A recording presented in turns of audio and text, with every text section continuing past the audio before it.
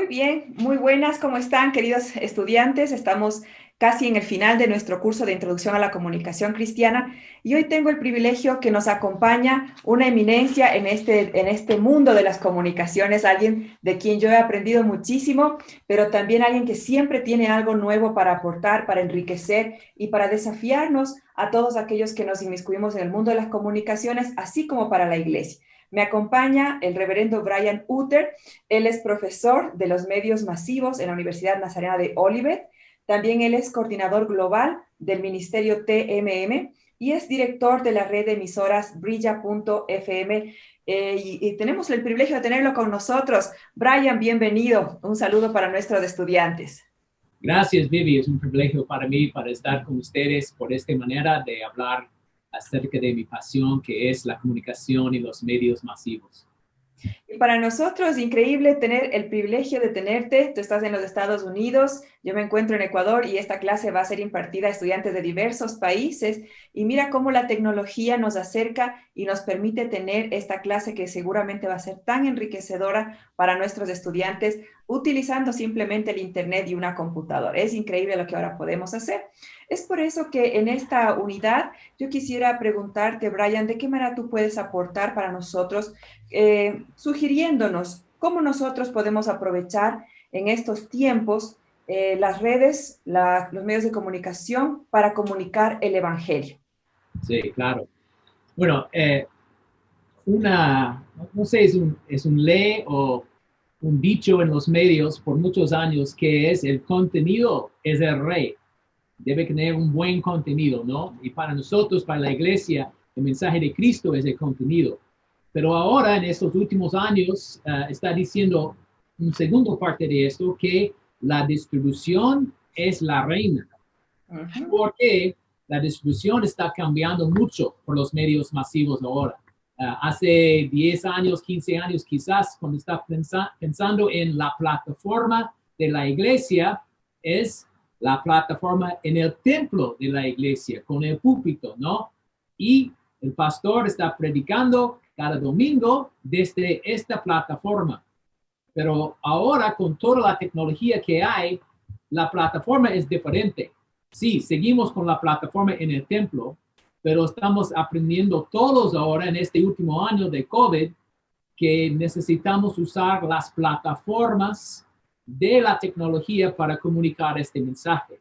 Entonces ahora debe que pensar que no es solamente el púlpito, pero es el sitio web de la iglesia, es el canal de YouTube de la iglesia, es la página de Facebook de la iglesia. Eh, hay muchas diferentes plataformas que pueden usar, Instagram, ¿no?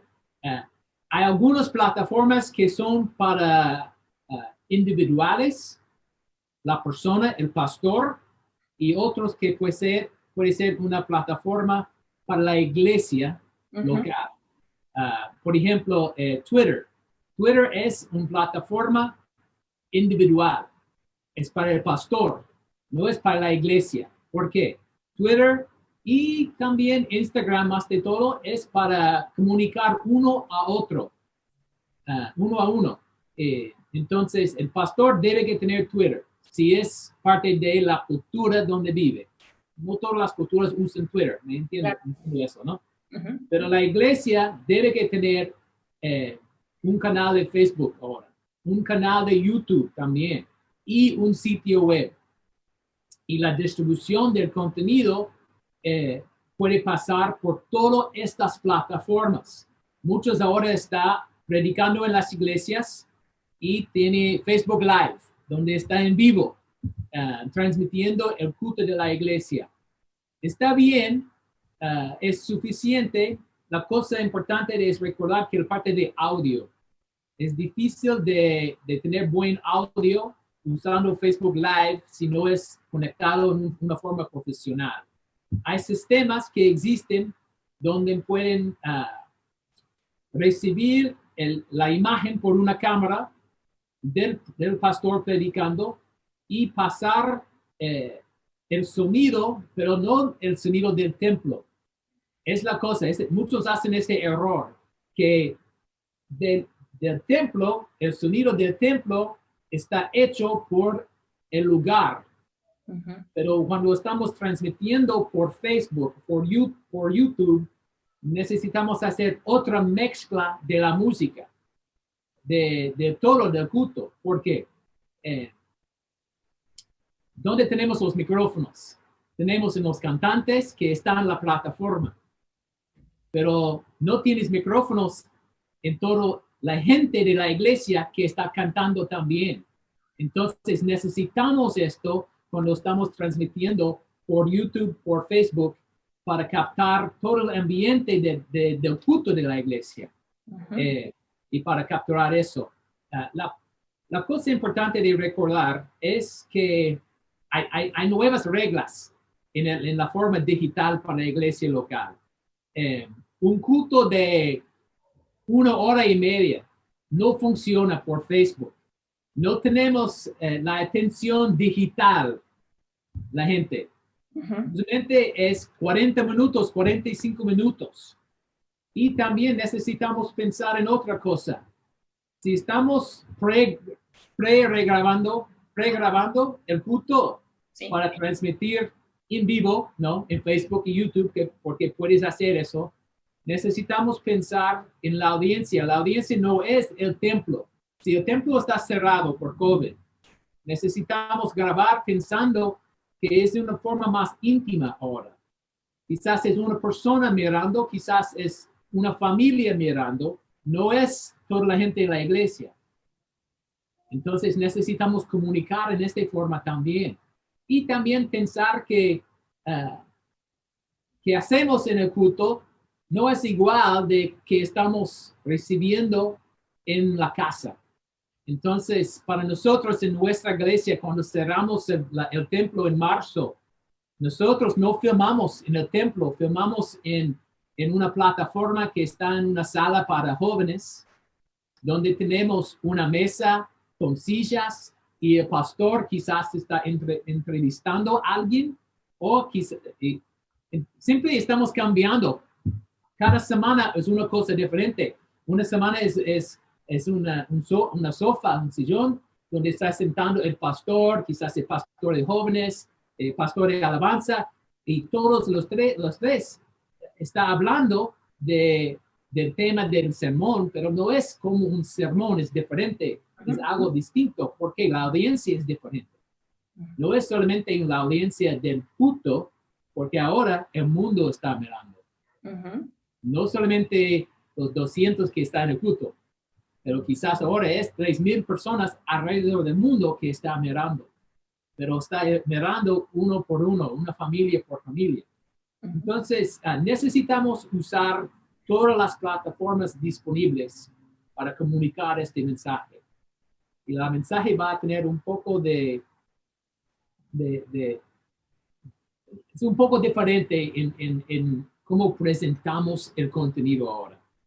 No es un sermón como antes. Y eso justamente yo te quiero preguntar, ¿no?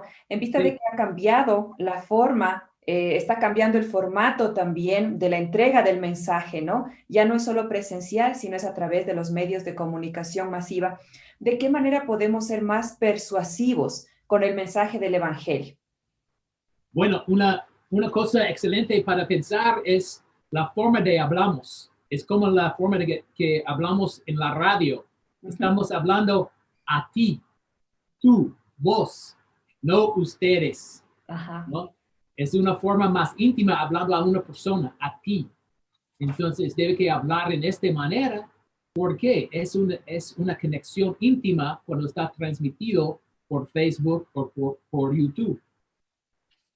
Muy bien. Este mensaje me gustaría que nos amplíes un poco más sobre el cómo entregarlo, ¿no? Hablas ya de no entregar un mensaje dirigido a una masa, sino a un individuo, ¿verdad? Entonces, este mensaje a lo mejor debe estar contextualizado para que pueda llegar a un individuo. ¿Y cómo podemos lograr un mensaje contextualizado cuando tú, por ejemplo, nos dices que ya no son 50 personas las que nos escuchan, sino probablemente son cientos o miles, dependiendo del alcance de la red social que hayamos elegido?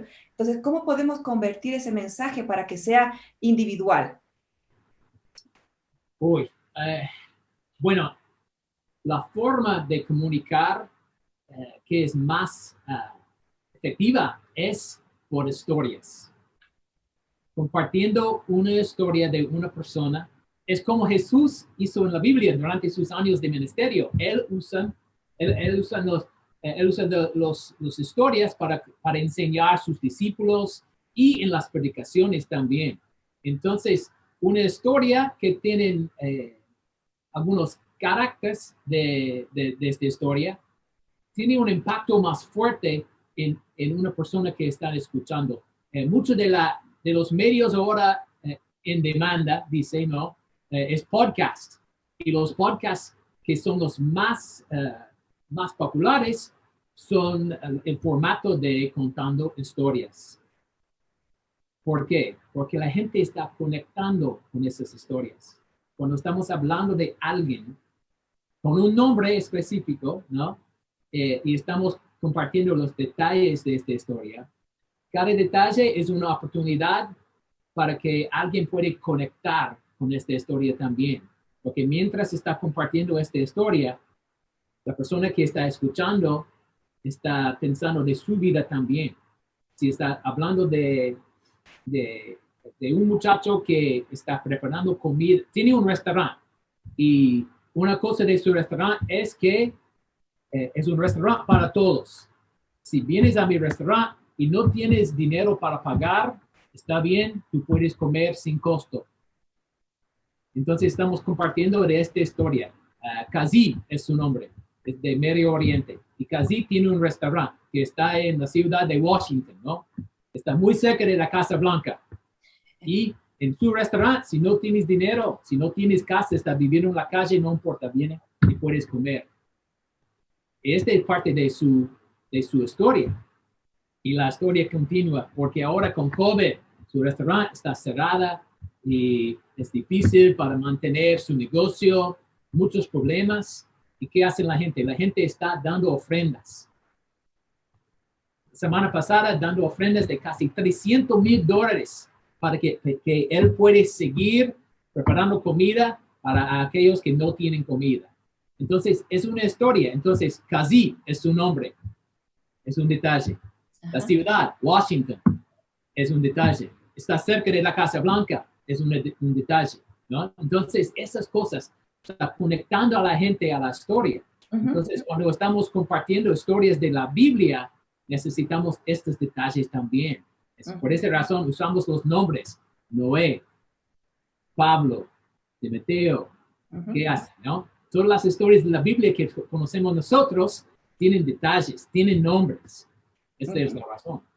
Y es interesante que la mayoría de la Biblia está escrita en narrativa, ¿no? Es decir, va contando historias porque la mejor forma de apelar al sentimiento y a la razón humana es a través de esas historias. Entonces, podemos conectar el mensaje bíblico que estamos entregando a través de estas historias que muchas de las veces pueden ser vividas y personales, ¿no? Sin dejar de ser bíblicas y teológicas, pero tienen que ser aplicables a la vida. Y creo que de esta manera el mensaje se va a volver más humano, más real. Ahora que estamos un poco distantes, ¿no? El mismo hecho de transmitir por una pantalla o en el caso de las iglesias que ya se reúnen, pero por el tema del distanciamiento no se pueden abrazar, no hay contacto físico, esta barrera de distancia tiene que ser acortada quizás con este mensaje más humanitario.